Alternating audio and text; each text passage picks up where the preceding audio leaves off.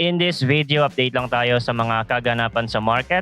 Michael Saylor may recommendation na dapat daw gawing reserve asset din si BTC ng US government. Ano kaya ang posibleng epekto nito kay BTC? Update din tayo sa price action ni Bitcoin at kung interesado kayo sa ganitong mga content, token reviews, crypto news, anything related to crypto, make sure to subscribe and hit the notification bell. Proposal na sinasabi ni Michael Saylor about US Strategic Bitcoin Reserve. So ito yung idea na gustong mangyari ni Michael Saylor katulad ng ginagawa ng government sa pagbili ng mga assets like gold and oil as a reserve. Sinasabi ni Saylor na dapat daw gawin din ito ng US kay Bitcoin dahil sa natatanging karakteristik nito at bagay nga as a strategic asset that could enhance the US financial resilience and national security. Ang recommendation nito ni Saylor ay nanggaling sa mga pangyayari in history kung saan ang US government ay nag-accumulate ng gold reserves to underpin the dollar's value at nag-imbak din sila ng oil as an energy reserve to safeguard against supply shock. Dapat gawin din daw ito kay Bitcoin dahil ito ay decentralized, limited ang supply and resistance to inflation. Nakikita ni Saylor kung bakit ito ay kailangan gawin, hindi lang dahil nag-appreciate ang value nito over time.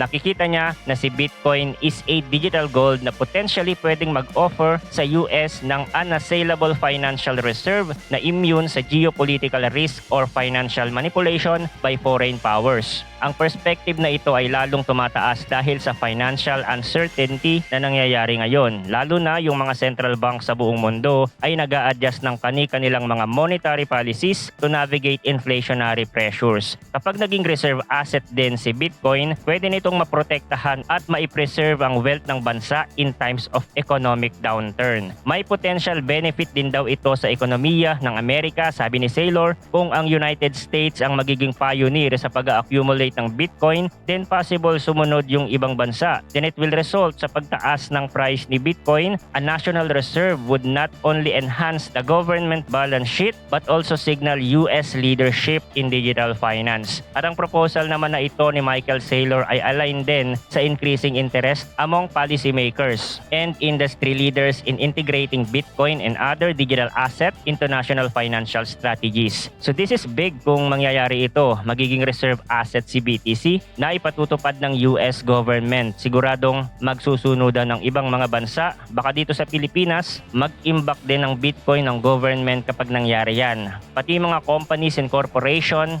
isama nila sa kanilang mga portfolio. Kaya long-term bullish talaga ako kay BTC. Imagine magkano kaya ang magiging price valuation ni BTC noon 5 years from now. Let me know in the comment section kung anong opinion nyo dito. Iba pang news, ang Tether launch Hadron amid $6.5 billion tokenization boom for real-world assets. So ang Hadron, isa siyang platform na nakadesenyo para makapag-facilitate ng tokenization of real-world assets. Sakto naman ang pagkaka-launch nito kasi ang tokenization market ay nakaranas na ng $6.5 billion surge dahil sa tumataas na interest sa mga RWA like real estate, commodities, and financial securities. Ang Hadron ay may layunin na i-leverage ang blockchain technology para ang mga assets na ito ay maging accessible, liquid, and transparent para sa lahat. Ang tokenization, ilang beses ko na na-explain at naging topic yan dito sa channel. Ito lang yung digital representation ng mga real-world asset sa blockchain. Align din ang Hadron sa strategy ng Tether na mapalawak pa ang kanilang ino-offer at hindi lang nakasandal sa stablecoin by expanding into asset tokenization. Ang platform na ito is expected to enhance liquidity by allowing fractional ownership. Ang mga investors ay makakabili at makakapagbenta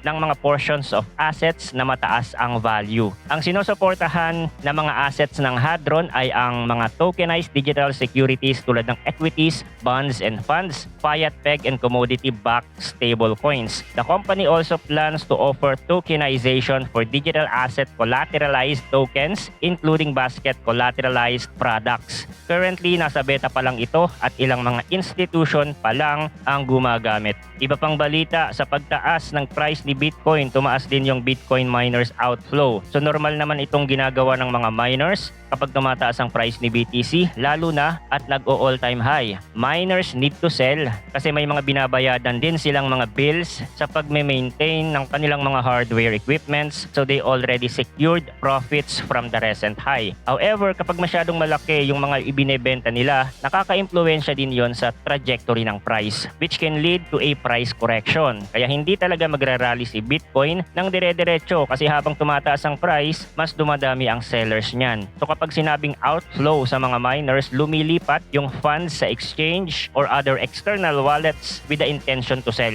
At tinitingnan din ito ng mga traders and investors as an indicator na kapag may ganitong ang outflow galing sa mga Bitcoin miners, din ibig sabihin nagtitake profit at dagdag sa selling pressure na dahilan para magkaroon ng market correction ang price. At kung nag-hold naman ang mga Bitcoin miners accumulating, then possible they are holding and waiting for the price to go up. At isa lang ito sa mga dahilan kung bakit bumagsak ang price ni BTC from 93,000 all-time high to 87,000. And currently, mataas pa din yan. Let's do some daily market analysis kay BTC. Currently, as the time of recording, nasa 87,000 price level pa din si Bitcoin. Ilang araw lang ang lumipas niyan. Nung mga nakaraan, nandito pa tayo nag-a-analyze and we already expecting a breakout from that point in time. Pero wala sa idea ko yung maaabot niya agad yung 93,000. I expect sa 80,000 lang okay na. At dahil sa pangyayari na ito, mas tumaas din yung chance na maabot ni BTC yung 100,000 by this month. The sentiment is still positive and my expectation, a consolidation. Kung malakas talaga ang bulls, walang mga negative news. At dahil sa bilis ng pagtaas nito, hindi din natin isinasantabi ang healthy retracement dyan bago mag-bounce ulit. Ito na ba ang local top ng market? Kasi ang last local top natin ay ito kung saan naka-experience si BTC ng negative 33% retracement from the high. Kaya kahit mag-retrace yan ng 74,000, bullish pa din tayo. At kung matagal na kayo dito sa channel at nanonood ng crypto update natin, BTC short-term price action analysis sa daily, kung matatandaan nyo yung sinabi ko dati, bago pa ang mahabang sideway movement na ito, ginamit ko ito as a comparison. In a bull market, hindi tayo dapat maging bearish once magkaroon ng break of structure dito. Kasi ganun nga ang nangyari. After a sweep of liquidity below, Bitcoin rally. Now, dito mahirap siya i-comprehend during the sideway movement kasi masyado siyang mahaba at matagal. Although after a sweep of liquidity below, hindi siya nagtuloy-tuloy ng pump. Pero never na siya nag-revisit sa area. May kaunting pagkakaiba lang sa market structure pero ang resulta ay parehas. Rally, pataas. Nag-form ito ng inverse head and shoulder kasi higher low na ang sumunod. At alam nyo naman, ang hinihintay natin dito to further confirm the bullish momentum is the break of swing high. Nangyari yun. Then form another higher low. Then tuloy-tuloy na siya. So before the election, bago pa manalo si Trump, bullish momentum is already unfolding. That's how you read price action. Okay? So yun lang ang crypto update natin for today. Thanks for watching again. Good luck and see you on the next video.